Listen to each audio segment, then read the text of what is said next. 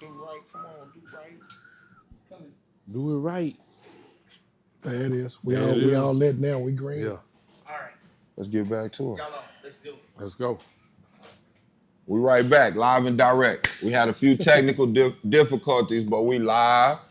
Forgive us. But we got my man Stephen Brown on. Already, Introduce nice yourself to the world. Let's talk to him and tell him what's going on. But we're gonna hit a lot of topics because you for thorough. Sure, for sure. So go ahead, but introduce yourself to the world, my brother. Well, my name is Stephen Brown. First of all, I'd like to say I really appreciate this opportunity to be amongst such distinguished alumni of LBJ. Couldn't be any prouder. But I'm Stephen Brown, born and raised in East Austin, fourth generation Austinite, graduated from LBJ, struggled with, insecurities around literacy and education, left high school. My only shot at prosperity and success. Well, it turns out God had other plans for me. So I'm a healthcare professional, been in healthcare for 17 years now, 3 different science degrees. And I stay motivated, and I love talking to people who maybe doubt their destiny, not understand where they're going, and letting them know that there's life after sports. We want our kids in the community to go pro in life and not just go pro in sports and entertainment, because there's just too many other avenues to travel down to be prosperous. So I'm a community activist, and more than anything, my grandmother told me to just be a good community member. So again, I'm happy to be here with you fellas tonight. We appreciate it. Happy to have you. Yeah. Happy to have you. Absolutely. So you know me, I like to get right in. You talked about something that was really important. You talked about being a pro in life. Yeah. And not an NFL player. And so being a pro in life, expound on that for us. Yeah. Well, I mean, coming from East Austin and coming from a community that was set up to be marginalized, you realize that, we lived in a construct, and that construct told us that we can either be athletes, hustlers, or, entertainers. And so for me, going pro in life, it didn't start out so great. I ended up trying to really figure out what it was that I was good at, especially when I was taught to use my body as my only means of prosperity. And so I left LBJ High School, and I just got to be honest, man, I could hardly read or write. I struggled with school, and it wasn't until I got in college and kind of understood that I really just had some attention disorder. I had some other, maybe some dyslexia going on, and it wasn't until I really got serious about education. I got an internship at the hospital, and one of the things used to stick out to me was I would see all these doctors and nurses take extravagant vacations, and I would go, man, how do I do that? And I had one doctor say, man, you got to get your paperwork. You got to move up the social stratosphere with your education. Yeah. And I took my education serious. It took me 8 years to get a 4-year degree, but I did it. And when I would talk and go places with my buddies who are doctors, I would see, one athlete in their gated community. And it kind of dawned on me that the math ain't mathing. You see one athlete, but then you see 4 doctors, 4 lawyers, 4, business owners. Entrepreneurs and everything. And then you go, wait a minute, there's more pathways to this gated community. And then it just kind of go, man, we got to teach our kids to go pro in life. Oh, absolutely. Win the game of life. So I love it. The math is not math. So within that, I mean, that's a great aspect to be able to say, guess what? There's more avenues. Absolutely. Right. And so with you, I have a son that's dyslexic. We were able to get him, some help early on. Can you talk to the benefits of how that probably would have helped you had you been tested early through, high school? And well, we can go back, elementary, middle school, how that could have helped you had you gotten tested? Yeah, I mean, I think I would have helped me tremendously. But then there's a flip side, because I played with this in my head before. I got in trouble a lot. I played football, class of '02 at the J. I would rather, as I reflect as I'm older, I would have rather been looked at as the bad kid as opposed to the dumb kid. Right. I would rather have been kicked out of class instead of being called on to read. And so I think that if I would have had confidence and definitely maybe have been in an environment where it wasn't frowned upon, that, you know, I wouldn't maybe been laughed at because of my literacy, maybe I would have jumped in a little sooner. But I'm happy to say now I believe in adult literacy. It's never too late to read. I talk to a lot of men, black men in particular, who don't want to say it, but then they end up saying they think that their literacy is holding them back. Well, I'm here to say that, I mean, God has other plans for you, and we know that it's never too late. Our brains. I work in neuroscience. I go traveling all around the world teaching surgeons how to extract brain tumors with a robot. Wow. And the neuroplasticity. Hold on. You heard what he said, right? Y'all gotta understand what he just said. He gonna say it one more time for y'all. Yeah, man. I travel all around the country showing surgeons how to extract brain tumors with robots and navigation systems. So neuroplasticity is real. Wow. I think if I was introduced to quantum physics and maybe done a lot of this, a lot of tips that I now know that really has affected my learning. If I would have done it earlier, I would have been. But man, even to this day, I practice my reading 40 minutes a day, every day, as if I'm still at square one. Man. Wow. And that's my mindset. Key. That's the key. But that's the key with anything. And that's one of the things I tell them with basketball. This same principle and mindset that you take from this sport, you have to apply it to life. Absolutely. You understand? If you're going to practice 40 hours a week doing something, you got to practice 40 hours a week reading. Absolutely. 40 hours a week being a mechanic, doing hair, whatever it is. You got to grind to get it. Go ahead. No doubt. And it's crazy, though, because I know Bobby is one of those. I mean, so me and him in the same boat. There you go. So special ed, I flipped mine, you did yours, but I flipped my mind like this. I got a special way of understanding education. So you can call me all you want to. I just had a special way because I was dyslexic. I saw things, but I seen them. You saw them one way, I saw them another way. Absolutely. But, okay, and then it made me feel really good many years later when Elmer tell me his son was dyslexic. But then he goes to college and he killing it. Yeah. And then I just hear my man go to college, he killing it. Guess what, y'all? I went to college too. So what am I basically saying with Stephen being right here? This is what my take on it. It's not the way it was brought to me. It's how I received it. Yeah. Right? And so I had animosity towards school. I'm not gonna lie. I did, because I was like, why am I not getting it like them? Man, what's wrong with me? I was like, man, what's wrong with me? Why am I mean, we in the same classroom, why I'm not getting it? And I would get upset, then it shut me down. You know what I mean? And then I would get mad because then I started using my defensive ways of saying, man, this ain't gonna teach me nothing in life. Right, You know what I mean? I started going against the grain, and then as I progressed in it, I said, as life went on, Steve, I said, there's more than one way to an answer. Yeah. But y'all want it y'all way. Yeah. You want it the way y'all want it, and I couldn't give it to you that way, so you placed me in a box. Probably like they did your son and like they did me. So tell me this. This is the question.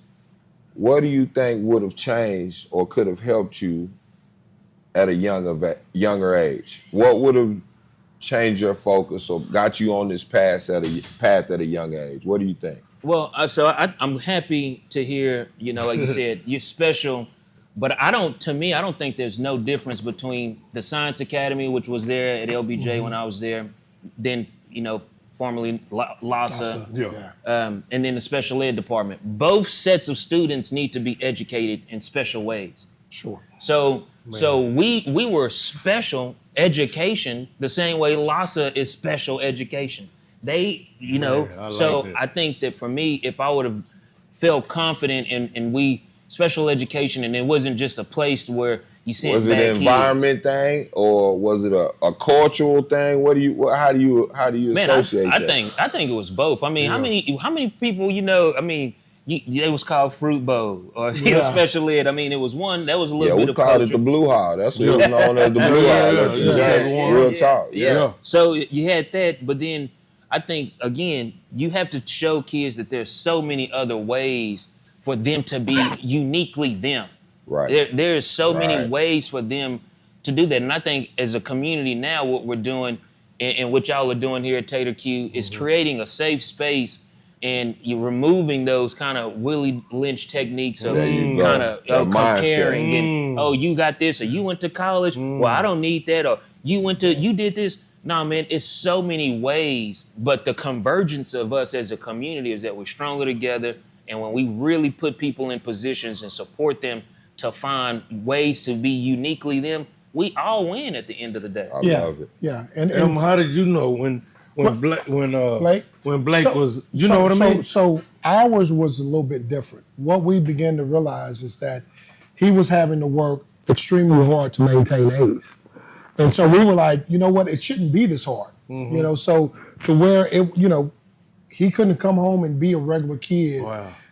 It was taking like 3 hours to do homework. Wow. And so we were like, you know what? Sound familiar. Let's get this checked out. Like I said, he was had been making A's all the way through. Right. It's just more time consuming. So we go and we have him tested. And so he was borderline dyslexic. That's what they told us. He was borderline. And so they go and they tell us, you know what, he's borderline dyslexic. So, you know, do you want to put the title on him? Well, you know, don't you? So I'm like this, you know. I'm black and white. Right. If he's dyslexic, say it, man. Then he's dyslexic. Yeah, man. Say it. What we want to do as parents is we want him to be able to also be a child. Okay. So and have fun, not being locked into doing 15 hours of homework when it only should be an hour. Right. And so, we went and we put the dyslexic, you know, label on him. We were able to get him help. Okay. Yeah. And so within that, he was able to flourish. So it flourished to the point to where the things that we did in elementary helped in middle school. We're still getting help from middle school all the way to high school. And then guess what? He graduates high school with an associate's degree and walks in college as a junior. Wow. So, But it's awesome. I think it goes to the fact of is that one, don't be afraid of the label. There you go. That's what I wanted you to touch on. As an educator, we can't be afraid to, you know, put those labels because there's so many benefits that come with that label, my G. It's access to the resources that you can't obtain unless that label is put there on you you. go. It's not a negative thing, but because it's not like it's going to follow you to college. It's just going to provide you those resources in order to get you to college, should that be the route you choose to take. Right. And furthermore, to speak to that, is one, now those things that he had in high school actually moved to college. Wow. Yeah. So it's able to give him more time on the test. The accommodations. Yeah. So the combinations, absolutely. So I think it's one of those things that what we want to do is ensure that we put our kids in the best possible way to be prosperous. Yeah. Right? Yeah. I got a question. Yeah. Okay. When me and Steve was going to school, the help from you and what you did at Maynard, I didn't have it. For I'm just saying it ain't none of your problem.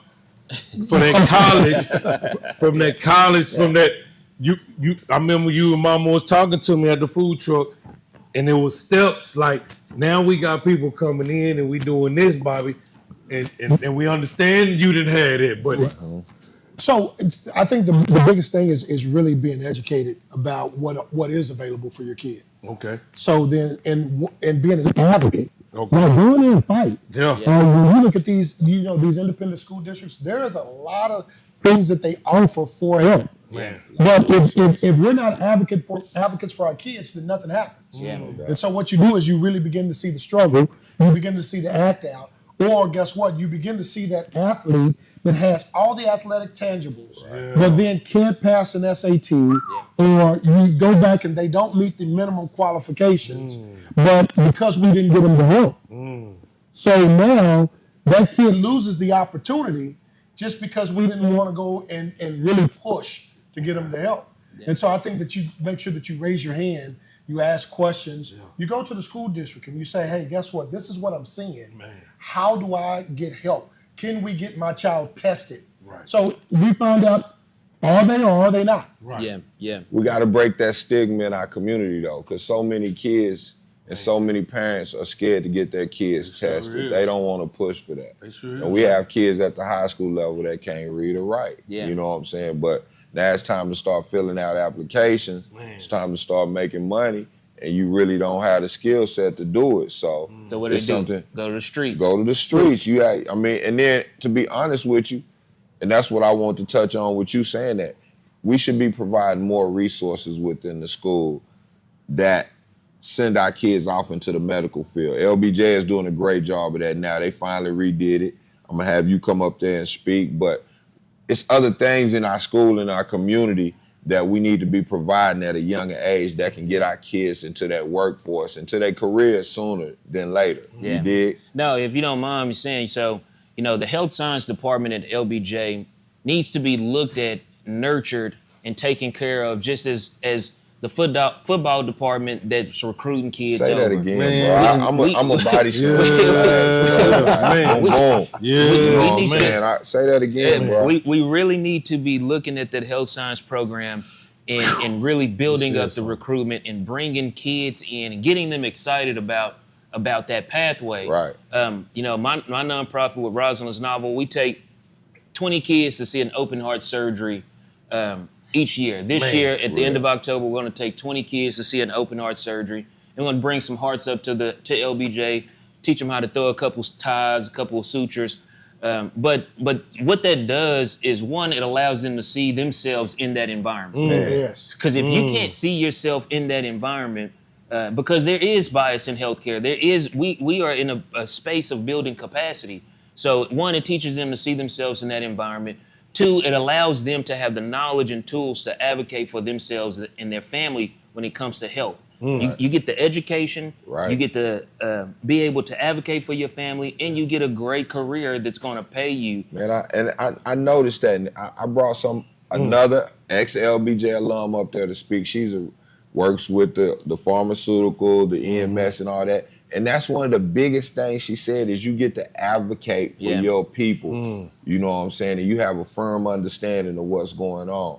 But walking into the classroom today, a lot of our young Black and brown brothers and sisters are taking full advantage of it. But we need more. We need more of us to come back and to really pour into them and let them know this is really what you want to go pro in. They knocking down the Irwin Center, the drum, for what? What are they going to put right there? MD Anderson. So why not jump into that profession? If you see that's growing in your city, that's a profession we might need to explore. And it's a profession that we need advocates. We saw what we went through with COVID. No doubt. That was one of the biggest reasons, Dr. Uni Blackstock, who is a mentor of mine, she used to say, we need community healthcare advocates. People didn't trust the COVID shot, whether you believe it or not. People didn't have access to the right information, whether you believe it or not. There was a lot of folks who just did not understand that there's underlying health conditions and other comorbidities play a huge factor. And we know the things that we eat, we know that the way that we treat ourselves, our mindset, all these things play a role. So for me, as an anesthesia technician, now working in neuroscience, I just got so tired of seeing my people die on the table. And I hate to sound drastic, but that's what, because I would see our people, I would see the family members in the community. I would see the mom and I look at her and I know she's not right. She just lost her mom. She just lost. Some of these things can be avoided. Now, we're not running from death. Things happen. But what I am saying is, we know that if you have a good procedure, but we can't get you off the ventilator because you're overweight. We can't do certain procedures because of this. So the first line of defense is your family. If you got a nurse in your family, you got a loved one, they're the ones, that's going to take care of the village. They're going to take care of their family. They're going to take care of their mother. They're going to get their family. We always together. had that in the Black community, though. Yeah. We always had somebody in our family that was the nurse. My Aunt Eunice and all them, they did all of that, from the curls to the goddamn stitches. You know what I'm saying? But we need to build that back, because I'm telling you, as just like there'll be another hurricane, like there will be another epidemic. There will be another health crisis. And the way we build capacity and get these kids involved so that they can be in position to advocate for us across 35 Right. is priceless. It's priceless. So let's talk about you talk about kind of an anesthesiologist tech, and a lot of people are very interested, but what they don't know is how to get there. Yeah. So if you could give us through your lens, what are the steps that need to be taken? Well, so right now, this is why recruiting to the health science department is important. Right. You can go to the health science department at LBJ. You can get your certificate as a nurse assistant. You can graduate LBJ with an associate's degree. Free money, right? So these are all free things. And then your child has an automatic entry into the healthcare field. So to be an anesthesia tech, especially in the OR, if you're interested in it, it's an associate's degree and a certification.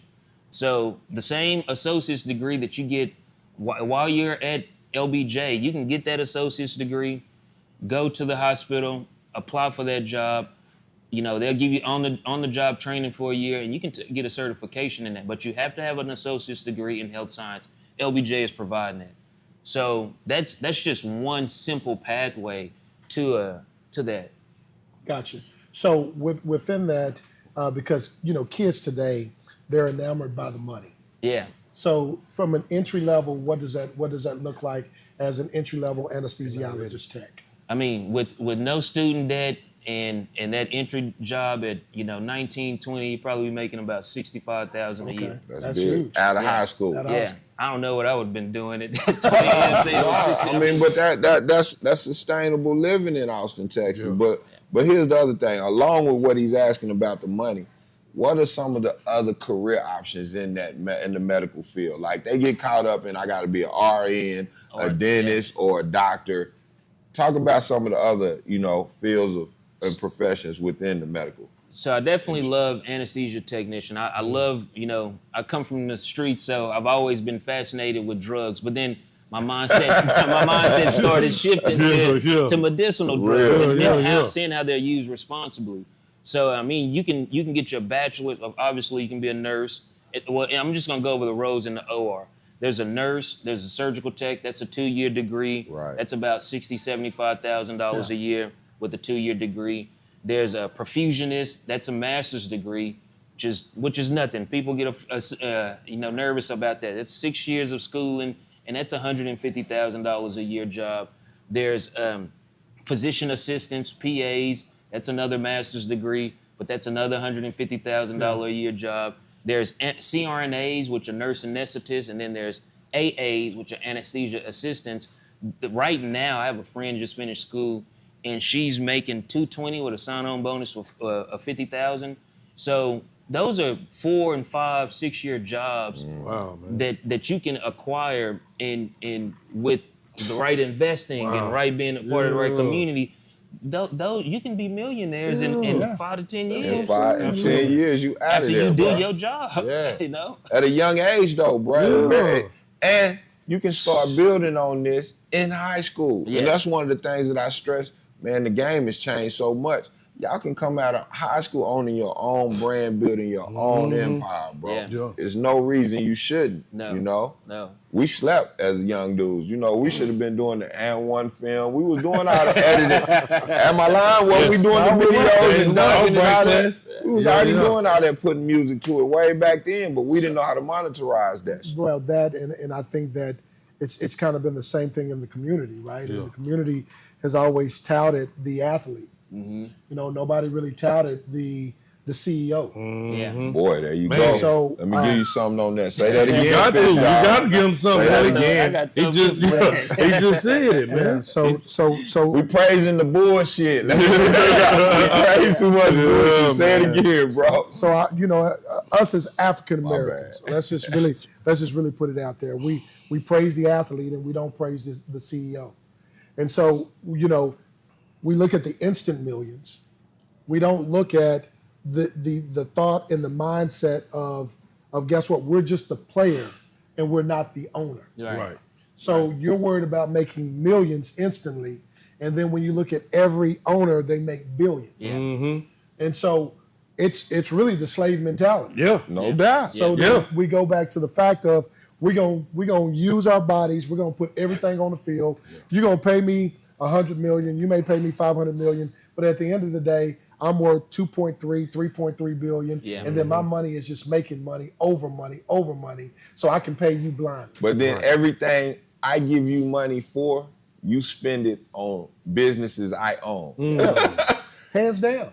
You go play in Mercedes-Benz Stadium, and you get that money right back to them at the Mercedes-Benz dealership. Yeah. So it's a big trick. But here's the thing, though, Fish, and this is what I tell our kids. That same mindset that you apply, this is to our great athletes, not the dudes that not good. The same mindset you apply to that sport, apply that to the business world, apply that to the classroom, apply that to your mind growing and building. So I think it goes back to the because then we become the owners. Yeah. We don't become the slave. We don't become the like I like to say, the circus, the entertainment, bro.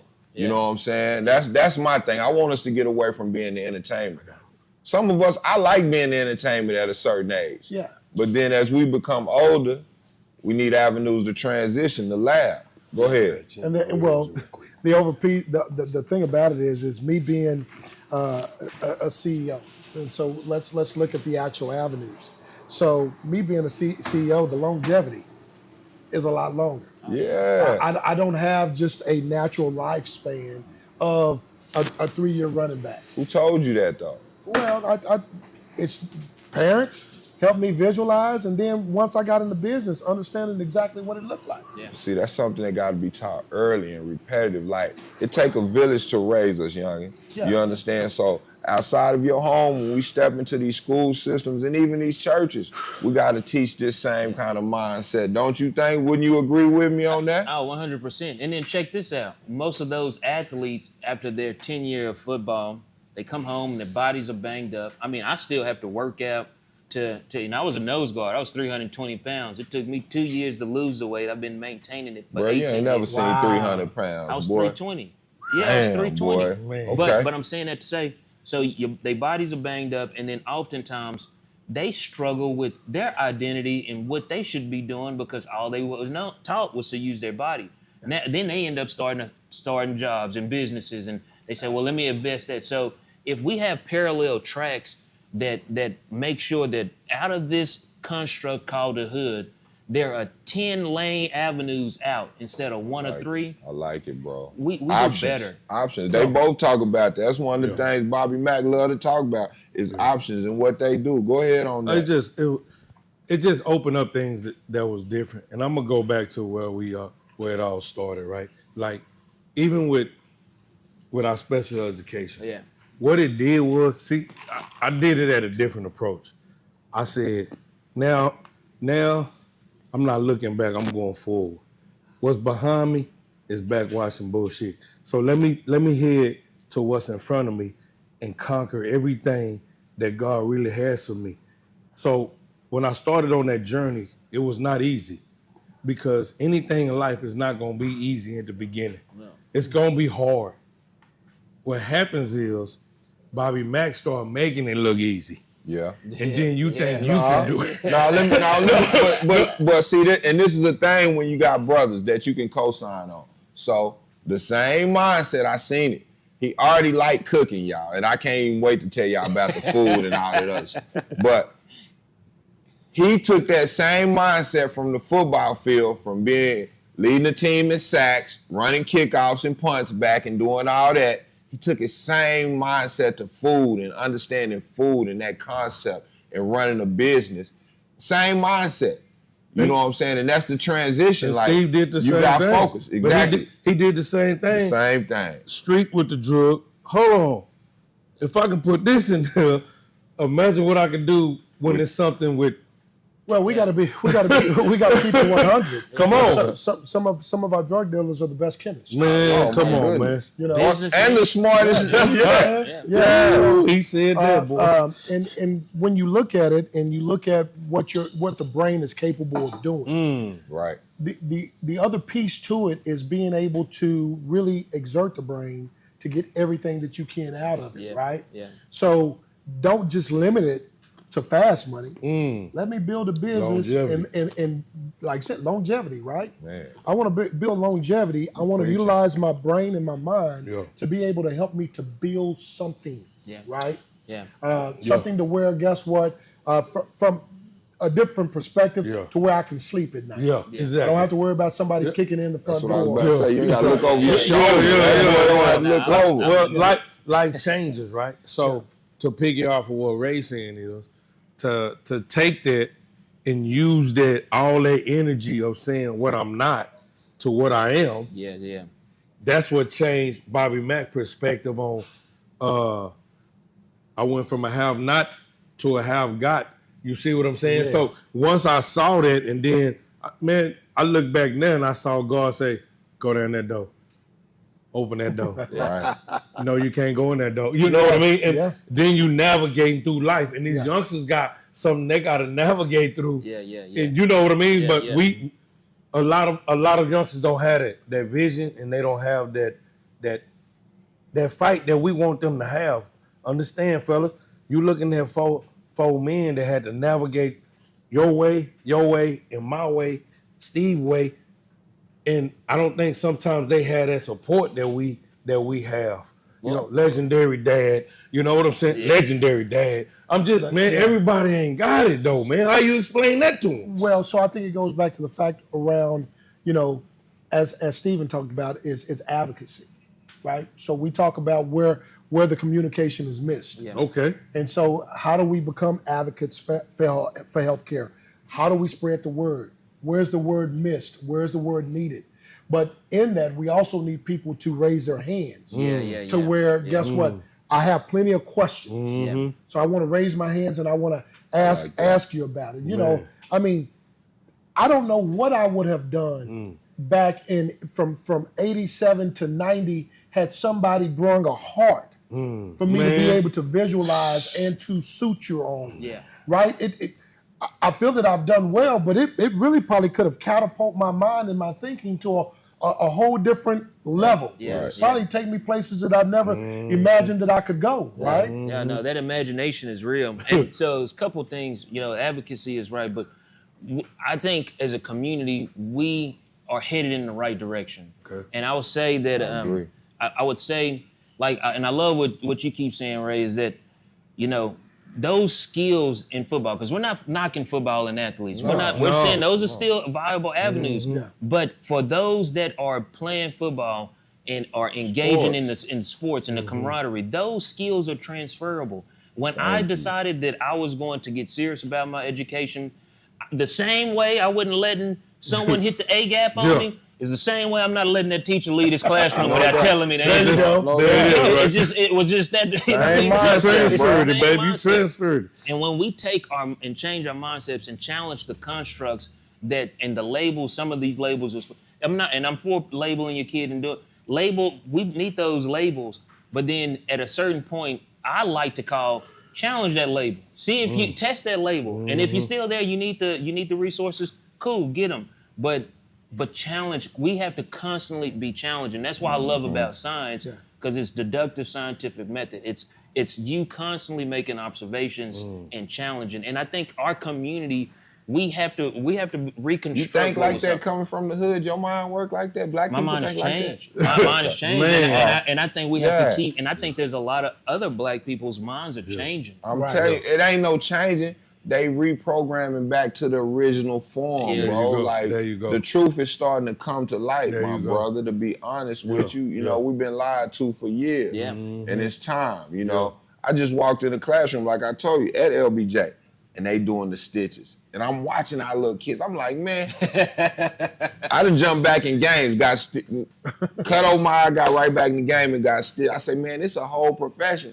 When you walk away from the sport, where you can just sit behind the bench, stitch somebody up, give somebody a Band-Aid, treat them real quick, and you make $100,000 a year and still be associated with the game. Yeah. I've seen these kids in our schools. Some of them are taking advantage of. Yeah, I We tell got you a this. young kid doing very well. What if you know, not also making money, but saving your family money? Saving lives. I've saving lives, but I've also thrown a stitch in my son's lip. That's I mean, saving you know what I'm saying? lives. It's saving him, but it's also saving me an emergency. I die every time I gotta pay one of them bills. You know what I'm saying? But go ahead.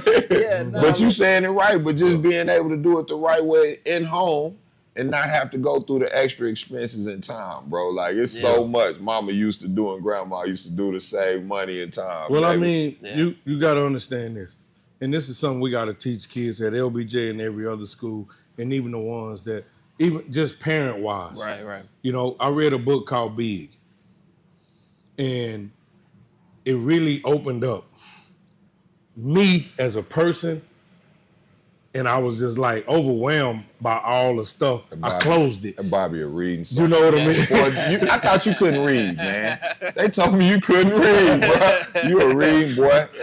Books by Bobby. So it was one of the books, and it was called Big. And like I said, and I started reading the book, and then it started telling me what the book was. And it was BIG, and BIG stands for Books, Individuals, and Goals. Uh-huh. And you start lining all that up, you know what I mean? You read enough books, you get the right individuals and start setting your goals. Your whole life will change. Yeah. But it also will get big. Yeah. You see what I'm saying? Yeah. And you saying when it like I say, we got a lot of the same mannerism because of what you saying when you read. Let me tell you something. It was a great pleasure when Otto Books was like, you had 150 books, you had 200 books. Yeah. You know what I mean, bro? I was like, not me, not the special ed dude. You know what I mean? But it was like, oh my God, man! Now I'm addicted to it, and because it's a lifestyle. Yeah. Oh, it became man. a lifestyle. It became a major lifestyle, and it helped me grow a lot. So it goes back to the fact around, once again, our community, why we're afraid to tell our kids to read. And knowing the importance of reading, and that when you read, then guess what? There's knowledge in book. Yeah. You know, there's knowledge in words. Yes, But we don't push our kids to read. No. true. No. So when you sit back and you look at it and you understand how. At my house, as Cynthia, she forced them suckers to read. Yeah. You know Oh, you gonna get it in, huh, Ray? That's just what it's gonna be.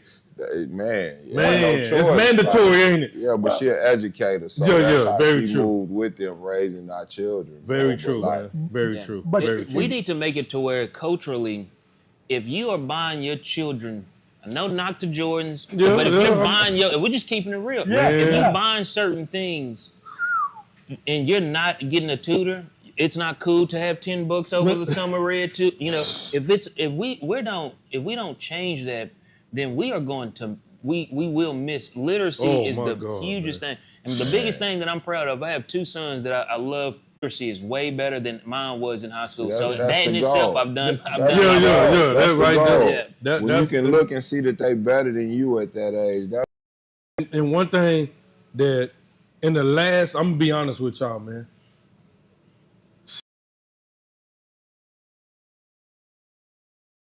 Can vouch for this, and my wife can. We have no TVs at home. Yeah. And I say that as she cut the cable off. So the TVs in our house don't even get cut on. So now, you know, and you know what I mean? Because now it's like, when I say they don't cut on, they don't cut on like at all, and they haven't cut on since we opened this building. Right. We shut it all the way down. Sacrifice. Yeah. You know what I mean? Because great. Once she saw, and then she come to me. Now we pitching around stuff. Then we throw it to Junior off the backboard, and then we just hoping that he come in and finish it out. But the whole thing about it was it's just the education part of. I'm so scared of it, like I don't want to miss nothing. So now, and you know how the spirit is, right? You know how the spirit rolls. Now people just throwing me books. Bob, you read this? Hey, Bob, you read that? I'm like, you know what, man? I But want that's to the do a men's competition we book. want. We want those discussions instead of talking about the Lakers and the Cowboys all the time. For real, man. I don't give a damn. You know what I'm saying? But we're afraid of those discussions. Oh, we not. Is that courageous? We are afraid. Why of Is those that discussions. courageous on them? So Why we afraid of discussions when we had it? He finna go in. He finna go Well, in. because the thing about it is we are afraid to see a 400-page book. Why? Why? The why is because Knowledge. it's not only that, but Intimidating? we see reading as perceived work. Yeah. Oh. Who taught us that, Em? Man. Yeah. We taught ourselves that. Well, and then, Man. let's say too, it was kind of impressed upon us because we were not allowed to read. Oh. So there was That's what I wanted to get at. Oh, reading, that's what- some you- literacy. You went way back.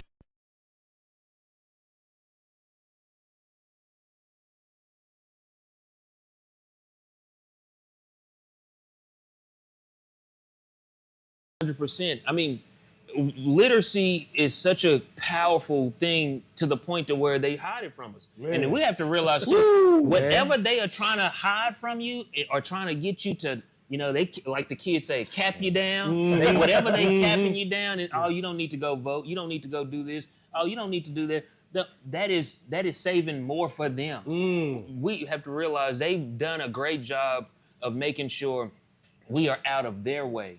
So we have to make sure that we push against say that He doing again. slug. Say that He doing a again. whole slug. Yeah. No, say that again. He doing a whole slug, man. That's the name of the game. We went through the back door so they can walk through the front door easy. Anything they want, anything that they want to make easier for them and their intergenerational wealth, we have to do it. Now, this is what I'm saying. Whatever was intentionally done, you have to intentionally undo it. The law of physics says what's in motion wants to be in motion, what's at rest wants to be at rest. It takes equal or greater force to get it back in motion or put it in rest.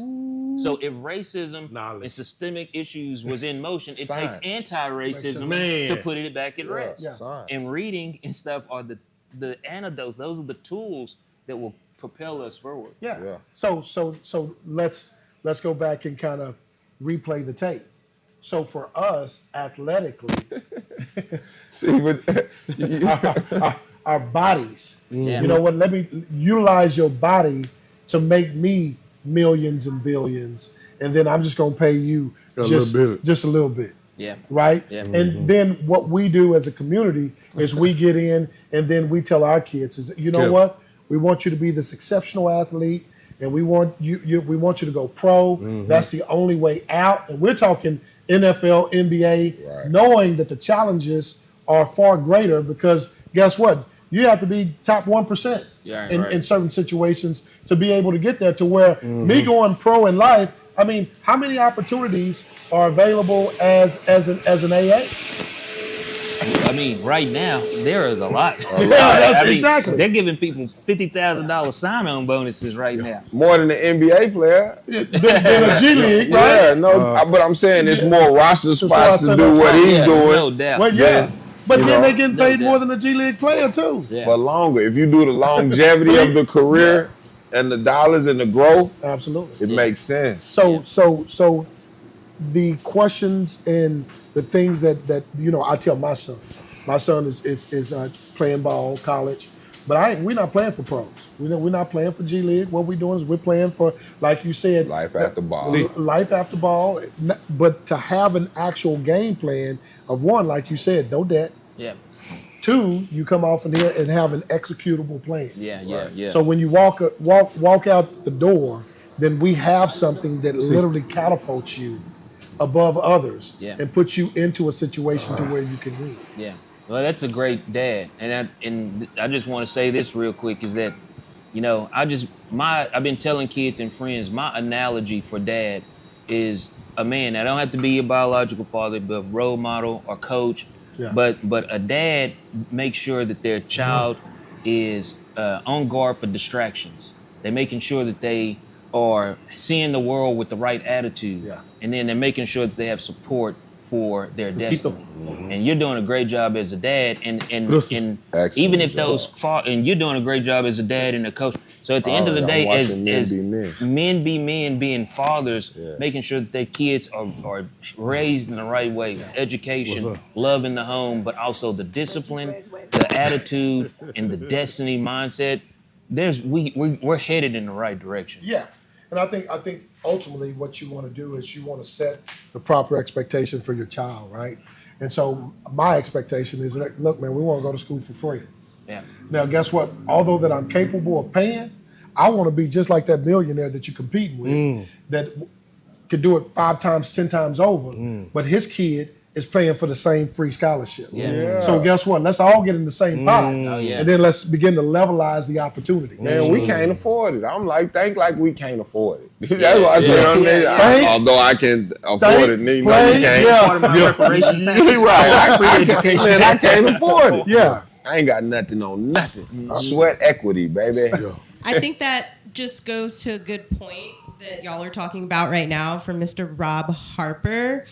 He's saying, let's be honest, how many families nowadays are having a thing called dinner and really sitting down with each other and having meaningful talk time and getting that energy and seeing what's going on, and everybody's just making excuses, and that's the greatest bailout of all people right now. We're going to go off the And y'all are backboard. being great dads, and I think if he's got any kids, Rob Harper's a great dad But too. let me tell you this, Rob. Throw that off to Elmer, man. I agree with you, Rob.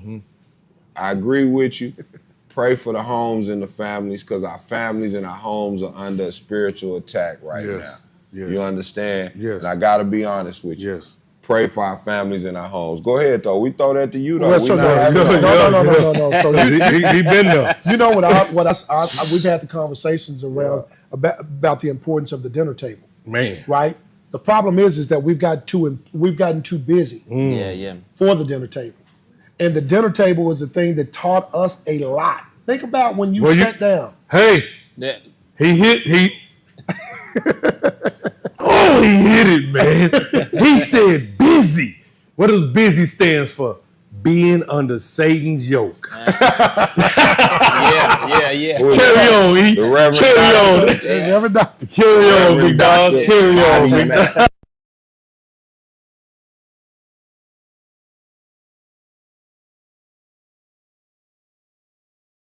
There were some true conversations that were had, whether it was with father, mother, grandfather, grandmother. There were learning lessons that happened at the dinner table, right? But let me tell you, it was, bro, and it's the funniest thing. That's why I laugh at these kids. Like, my daddy is straight retarded. Yeah. So, but my mama was funny too. You know what I'm saying? So, like, the joke in our house was, don't be the dude at school that get laughed at for reading. Don't let them put the mic in front of your face and you can't speak properly. You understand? So that was a joke in our house. Like, know. So me, I'm in the back reading them little books, making sure that, you know what I'm saying? Like, I can't have that joke. But the same way I was shooting them jump shots, I was reading that. So, right. The joke can't be on me, bro. Right. I go to the fact of, you had that conversation. See, we're not having that conversation. You said it right. You said it. That's why I was saying. That's where it started with me. So guess what? We're putting ourselves back in shackles. We're going back to slavery because we're not having those conversations. We're not teaching our kids truly what it means to be successful, what it looks like. The only thing we're doing is saying, well, guess what? We're too busy. Go play with your PlayStation. We're going to get you something quick to eat. You come get it. Go back to your room or wherever you're going to be. And nobody is sitting at the dinner table having the courageous conversations where we learn some of the most impactful things in our lives. Man, one of my greatest sayings walking through the house with our kids now, man, is let's fall back in love with learning and growing. Let's fall back in love. If you walk through the house at the school, I'm going to tell the kids, man, let's fall back in love with learning and growing. Unshackle yourself, like he's saying. But you know what I mean? We stagnated ourselves to a high degree, bro. And we can no longer be complicit in our own capture. No. We can't be anymore. Elmer quoted the phrase last week, flaggy. We're gonna throw that flag. Say that again. We can no longer be complicit in our own capture. We know the systemic issues. We know the hurdles. Now it's time for us to build the endurance. It's time for us, one, to advocate and remove the hurdles. But what we know too, we got the mindset. We didn't crush so many goals. Bobby, look at you. Yeah. Look at you. We crush things. So if we don't remove it, we'll crush it. And So- that's just what it is now. So, Stephen, why is it that we're afraid to move forward? In your eyes, That you see, that you see. your perspective. I think people are still doing work. And people are still healing. People are still understanding. People are still getting to the point to where we are removing some of that Willie Lynch kind of concepts of comparing. And, so there's a lot of, I do a lot of community work, and I work with a lot of brothers who haven't made peace with their own brother, who hadn't made peace with their cousin selling their mama's house. You know what I'm saying? So there's a lot of hurt, but we got to realize when you arguing with your cousin, your brother, or you arguing with your sister, the only person that wins is the developer. That's it. Because while no one's checking the mailbox at your grandmother's house, He putting all this stuff out on you. no one's checking the mailbox. And guess what? In that mailbox is you hadn't paid your taxes, Man. you hadn't done this, you hadn't done that. So when the family unit is apart because of strife or anything of the such, you have to realize that you are being complicit in your own capture. Yeah, absolutely. That's So wild then, talk. to expand on that, so then therefore you're back on taxes, and then it goes up for sale. So they're on the at the courthouse buying it pennies on a dollar, Exactly. But at each other's throats.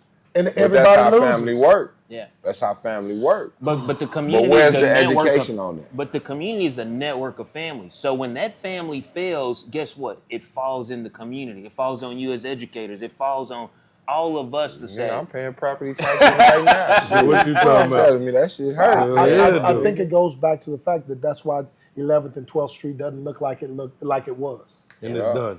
It's know. over. It's But over. we didn't own shit either, though, Elma. I can tell you about some of the things we deal with on. A lot of people didn't own them properties.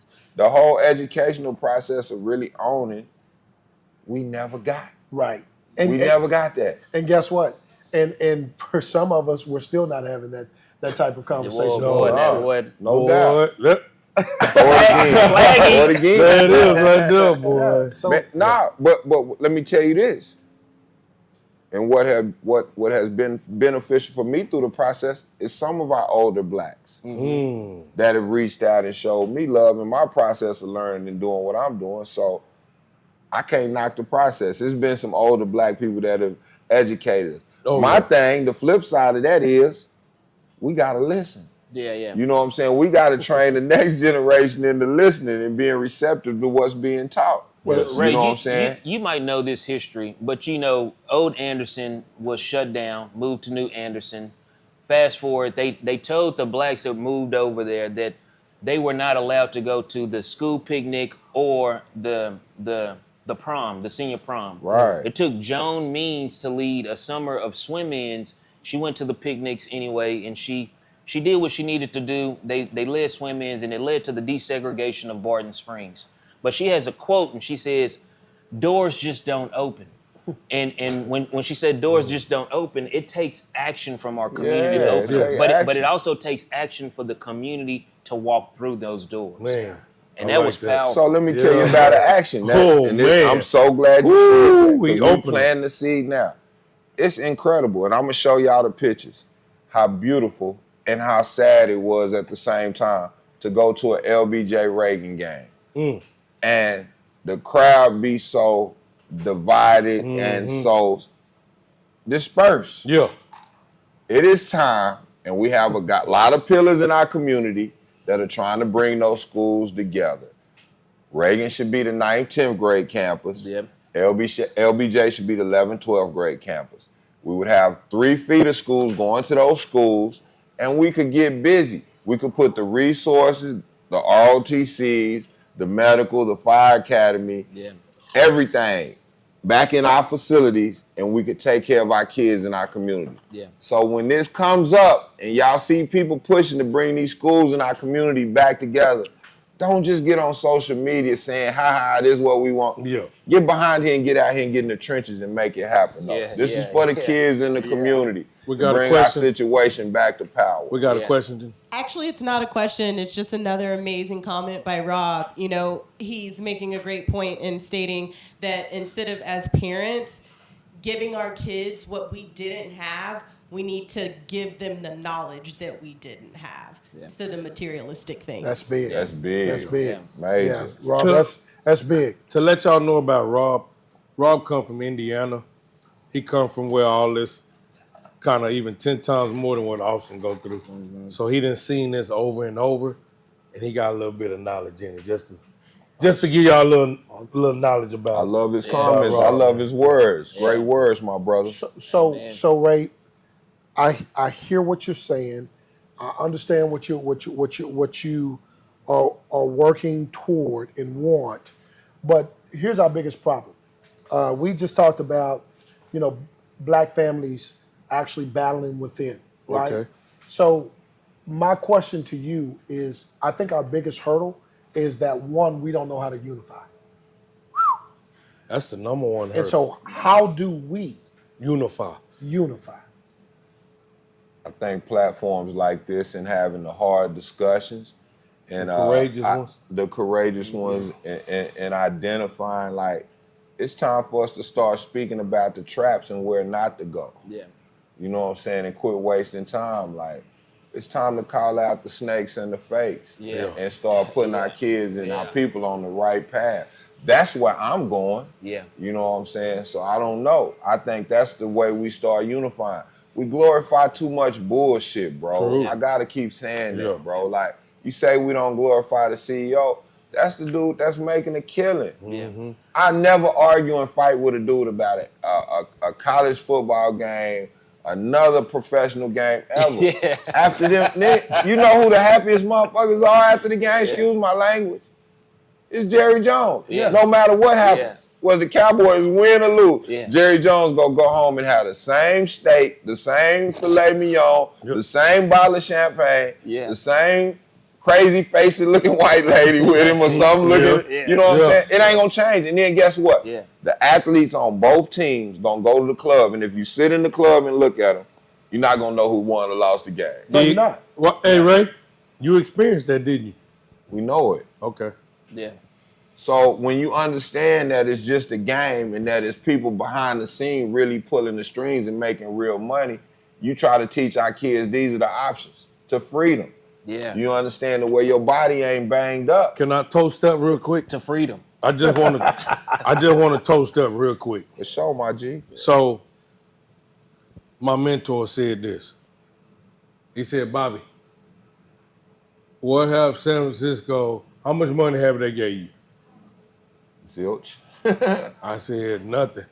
He said, so how the hell is your team? Yeah. He said, but how much money you gave them? Yeah.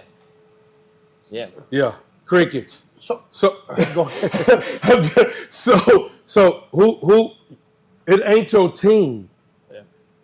It's who you cheering for. That's we got to get out. And me and Ray, we got into this. Ray set me straight years ago, and I ain't gonna tell you everything our conversation was because that's between me and Ray. But basically, what he was saying was Dallas win or lose, we cool. It's all good, but they ain't giving me no money, Mac, for me to be sitting up and arguing with you about it. And that's why he mean that when he say that. Yeah. So I'm just letting y'all know right now. Hey, though, I'm glad, man, boy, say y'all, but I do give a damn about Tater Q. So let me tell y'all this real quick. The Cowboys will be playing the 49ers Sunday night. Right here. I forgot the hard hats. Y'all know I got the hard hats just for me and Bobby. Dog. I ordered them years ago. Hey, watch right here, baby. I forgot to bring the hard. Forgive me, I've been pressed, y'all. Yeah. It's going down. Watch party, Cowboys, 49ers. Sunday night. Okay, Right, back to business though. Let me tell you this. This is one of the things, dog, that I really think is holding our people back, is the sacrifice. Like, our people are educated and we know where we need to go, but I don't think a lot of people see or feel like the sacrifice that they'll make or be beneficial. Yeah. Like, because that's one of the things I'm looking at, bro. Like, if I really spill the beans and I tell y'all what's really going on, who gonna hold my back? I'm gonna go out here and die for y'all, and then y'all gonna go back to partying and kicking it like business usual. I done lost my life for you, nigga. You know what I'm saying? And y'all gonna still stay in the same system. So I think it goes back to the fact that when you're giving information, the thing that you're looking for is to be able to reach one. Because if one will be willing to make an impact and then carry on what they learned or what they received and then be able to provide it to the next person, then guess what? It's a win. Yeah. Now, So I pointed at it. You see, that's why I yeah, pointed at it. I think the misconceptions happens when we go in and we're speaking to a broad audience and we want everybody to get something. Yeah. And everybody's not necessarily going to get it. But if I can reach one, Man, Yeah. we teach one. Then we teach one. We reach many. We teach plenty. That's teaching the process, long-term, short-term goals. You got to understand the process. There's little things we got to do in order to get to the big goal. You understand? But we go back to the fact of just Still add up the sacrifice. Well, sacrifice. Play in your position. Get in your role. Yeah. well, so roles is something that's a lost art, right? Sure. No, it's not. It is. If you're not told what your role is. See, we go back to the fact of communication. Is knowing what you do well, but I don't know what I'm doing well if I'm never told what I'm doing well. Yeah. Let me say this, and this is not nitpicking, and this is just being honest in the concept. Me and one of my partners talking on the phone about basketball, and this is comparing sides of the highway to one side. We go to a tournament. I see kids running down screens and doing all that for the shooters. I go to my son's game, and there's two dudes. Now, keep in mind, this is a black community. That's really the better shooters on the team. Man, I ain't seen nobody set a screen for that kid. I'm not seeing the mindset of team and role and position. Everybody want to be what the other person is. So you say everybody individually? You understand our mindset. Man. I'm just talking about from a sports perspective. Like, No, so when you talk about roles are being taught in other places. Are we enforcing roles? Or are we scared to tell somebody, bro, this ain't what you do. You're not good at this shit. So this is what you good at, bro. Man. We not doing that, bro, either. We not stepping up and having the real shit. You gonna give me that Friday crack? Can I say this real quick when it comes I got to to roles? stir this up a little bit. You know, we studied kind of what took place in the civil rights movement. I used to see videos of, they used to practice. They would go to a bar and they would sit there and blow in each other's face so that they would be trained that when they're being antagonized, don't move, don't respond this way. This is why Tater Q is powerful as well. Not only is it giving the community a dinner table to come eat at and providing a space for the community, it's also allowing us to have space to practice these things so that we can call our brothers and sisters out and say, hey man, you really causing confusion here, in a loving way, and also maybe pulling them to the side and teaching them some drills and say, look, you're better for it. But it helps to be in an establishment with a husband and wife that live what they teach and preach, and they standing on it. Like, that helps too. Yeah. Like, you quit Well, laughing. no.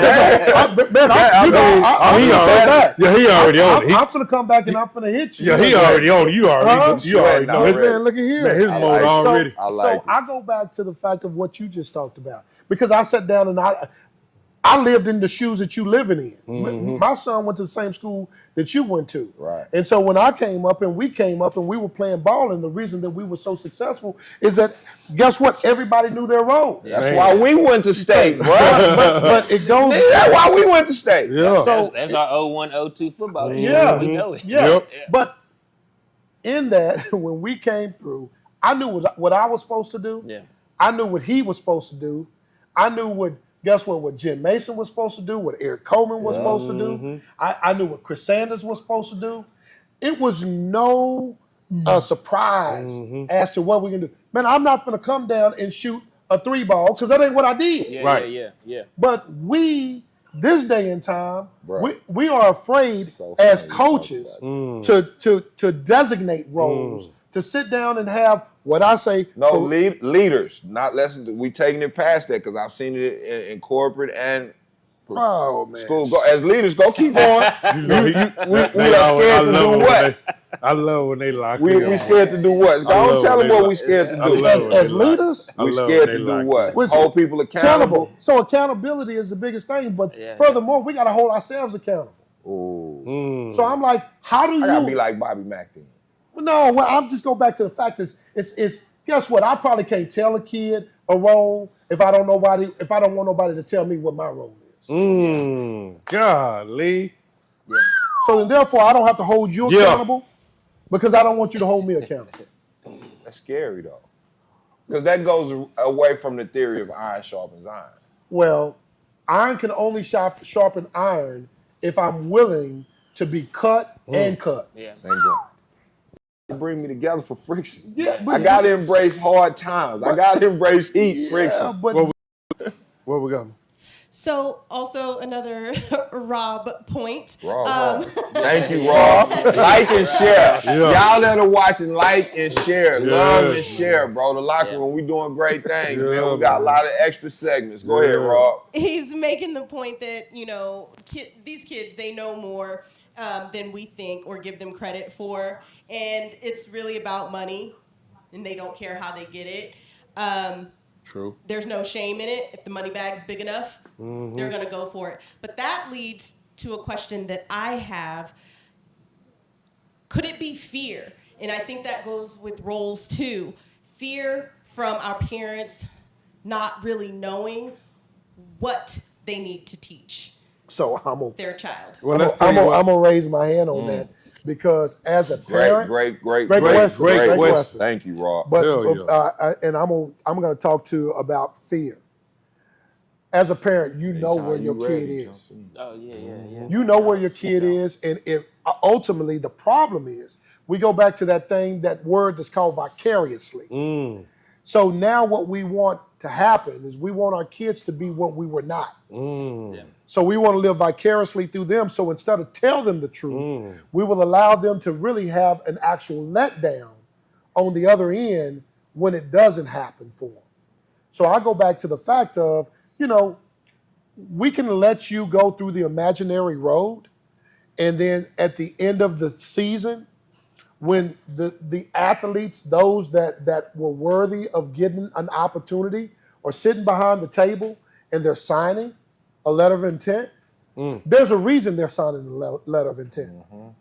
And guess what? Somebody told them to, guess what? This is the extra work that needs to happen. This is what needs to be done. And they probably were not very fictitious with what they were giving their kids. And so there's somebody looking on the other side, and it's probably the same parent that's saying, I don't know why you didn't get that opportunity. Yeah. Well, you really did know. You really do know. And you really do know. I also think really that there's a little bit of pride too. That a lot of parents might be embarrassed that they don't know the answer. True. They might be feeling like, I should know the answer. I should understand this, but I don't. And so a lot of times parents will allow their kids to either be complacent or they'll make excuses and be like, oh, it's just the system. But if I don't know as a parent and I know my child needs to know this, we're gonna learn this together.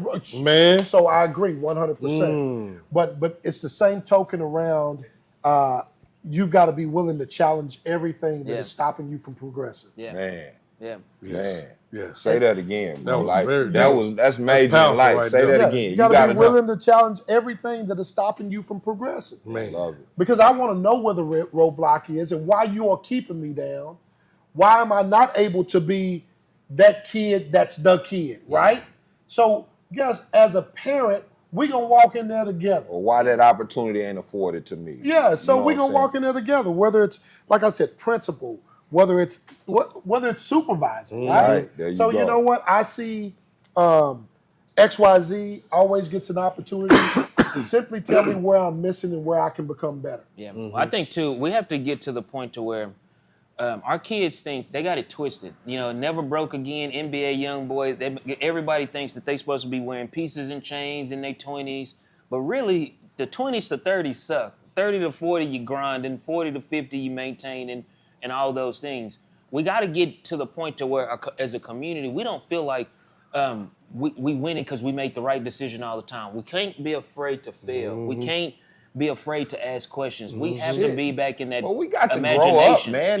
The parents can't keep dressing like the kids and shit. Yeah. Doing the same things too. The home gotta change. Yeah. The mindset of maturity and growth has got to change. Yes. Sometimes let that shit go, man. Yeah. That's for the kids, bro. Yeah. You did? Yeah. Well, I think that's when you embrace it, understand it. well, you got to understand where you're at. I mean, so there's some people that just caught up in the minutia of hey, I want to be the one. Yeah. I want to be the person that you always see. And so I got the best dresses. I got the best suits, and I'm broker than a joke. So let me say this, man, and this is one of the things I got to say about the mindset. True, bro. It's one of the reasons, free plug, Tater Q, we get busy. But you can be a parent. Let me tell you about this. This is an establishment where you can go kick it, have a great time, and it's closed at 9 or 10 to where you can go home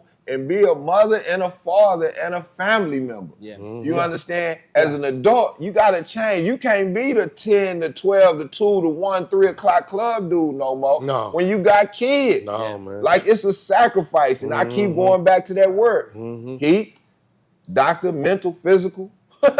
The word this week is sacrifice, bro. For the next few weeks, we're going to get back to sacrificing, my homie. Yeah. You understand? Like, you got to change your mentality and your priorities. Your priorities got to switch, my baby. And that's all I'm on. Switching the mindset. Well, you got to understand, like, even when God blessed me, right? This is a blessing. Still blessed. You know what I mean? Yes. And we got to see a lot of it go back to what we leaving out, and that's God. Yeah. No, we ain't left him out. You know what I mean? You know what I mean, though. You know what I mean? A lot of households. You feel me, man? You know what I mean? Because let's be 100, man. Y'all got to understand this. So when he gave me this, he said, I want you to have dominion and subdue. Yeah. If y'all don't know what that means, subdue means crush anything that's negative. Yeah. But dominion means run it, rule, like I asked you to. Yeah. What don't belong, I'm going to handle it and you, because I'm going to teach you how. Yeah. So I pray for wisdom, strategies, you know what I mean, and how to handle it. And I'm going to be honest with y'all. I'm going to go get one of the best in the game to consult and talk to my kids and lift them up like Elmer did today with the people we have. I'm going to go get it because I don't always have it. Yeah. No. You know what I mean? That's just how that works. It take a village, though. Because it take a village. No, so it takes a village. Yeah. But also, what I want to tell you, it takes being grown. Yeah. Flaggy. She said we got 5 minutes.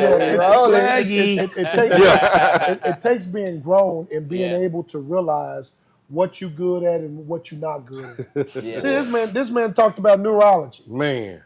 I don't have a clue. However, I'm interested, want to pick his brain. I know. And so, he's interested. Am I gonna go and try to do what he do? No, I want to learn what he's done, and I want to on a day-to-day. So guess what? I simply want to yield. Yes. And some of us just don't want to yield and say this ain't what I do good. I want to bring the specialist in. He's a specialist in what he does. Yes, he is. My prayer for the community is that we continue. That's hot right we continue to make sure that we expose those avenues, and like Nipsey Hussle say, I'm not in your way.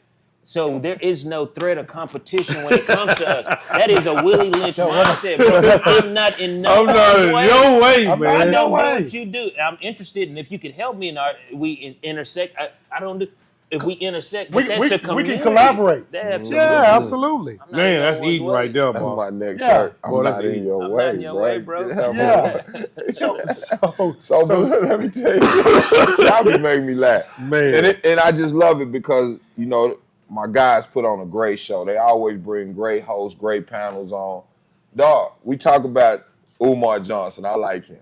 The main resources, a hospital, grocery stores, educational system, bank, financial system. We can do it. Like when we start having ownership in that type thing, then we gonna start bragging, bro. But like right now, we in grind mode, good people. But I'm gonna pass it to you. Well, thank you. Well, you know, I go to Stephen and just kind of where healthcare is. I mean, there's a lot of opportunity.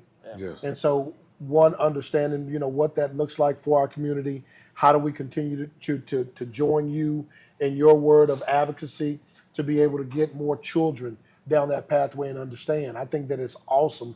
Like I said, man, I want to go back to school. How we find you, absolutely, Steve? How we absolutely. find you, man? Well, I'm on Facebook. You can look me up, Stephen Brown. I'm on Instagram.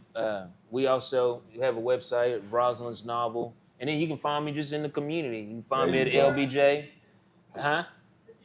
Oh, yeah, we have Freeman Eats. We have smoothies. You know, and you talked about healthcare and grocery stores. You know, I felt like, well, we couldn't I couldn't get a grocery store yet, but I started a trailer with fresh fruits and vegetables. Yeah. Man. So That's where's the trailer located? It's in East Austin. We do events. You can look us up at Freeman Eats on Okay. Instagram for sure. Oh, that's awesome. That's big. I That's love big. that. Y'all be posted up with our other brother. Oh yeah, Big Skip. Skip and Yeah. anything. Yeah. Anything. Yeah, We yeah, love y'all. That's family at all times. It's a Jaguar thing. It's man. a Jaguar thing. We do what we do. It's powerful. But nah, you know, we just had to have you on, Brian. You're a powerful pillar in the community. You've donated back to the schools. You come back to the schools. And I just want people to celebrate our men and women that come back to our communities where they will nurture that, you know what I'm saying, and they pour back into those communities. So we applaud you, man. Yeah, man. We thank you. Thank Hey, you. but look, we're going to have you come back on and speak, too, at the schools. I mean, we need you at the school to speak. And you did that before for me already, but Yeah. we're going to ride your back, bro. Use me. You know what I'm saying? Because that's the profession in the field. Just we call need me to the go. bus. That's We it. got you. Hey, we got the new Jerome Bettis, brother. Work ethic. Anything we got going special coming up, talk to me. What's up with the locker room? Man, we're going to try to bring some heavy hitters out here. We're trying to coordinate schedules. We're trying to get Chester Pitts, who's 12-year veteran of the Houston Texans, to kind of talk about life after football and some of the things that he's doing. We're also working to get Pastor Richie Butler on, not only to talk about his big project that has gone global, which is Project Unity, and also investment strategies from a real estate standpoint. So we're going to start bringing some high hitters out here. I got a financial advisor that's going to come out probably the third or fourth week Awesome. maybe the second week of November Okay. to kind of talk about some investment strategies Awesome, and some man. things for us to do with our money. So you telling me knowledge that they ain't gonna learn in college? I'm talking about knowledge that's going to help them a long way. And then we got an exclusive. Ray Jr. and Ray the Third, man. We're gonna sit down and have this daddy-father conversation on a whole nother level. And you know, I'm gonna have my guys behind him, big unks behind him, grilling him too. But I kind of want the world to see how we live through our perspective and kind of what he's dealt with through his process of being a student athlete and what God has taken him in his life. Yes, sir. And let me tell you this, I made a comment about his team, but his teammates are some of the greatest kids in the world. I've been coaching them forever. So we're going to discuss a little bit about him and his brother's journey and what they plan on trying to accomplish this season. So stay tuned for that. We're going to bring in some powerful basketball coaches. We still got football coaches coming on because I love the sport. I ain't going to let these intelligent suckers make me not be a jock. Just so y'all know. This is the locker room. Don't get it twisted. Life after. I got to talk about the things I love, bro. So I think we got to go back to we all Which I love jocks. everything. We all jocks. That's why we love everything. All jocks just priming a different muscle. Just That's priming it. a different muscle. I love you I for like that. that. Appreciate that. Like, love, and share. Yeah. Stay Please do. tuned into the locker room, man. Get out here and support your pillars in your community that are pouring into their kids, into these businesses. Support, pray over your family. We'll see you next week. Blessings on everything. I'm the J. Amen. Locker room.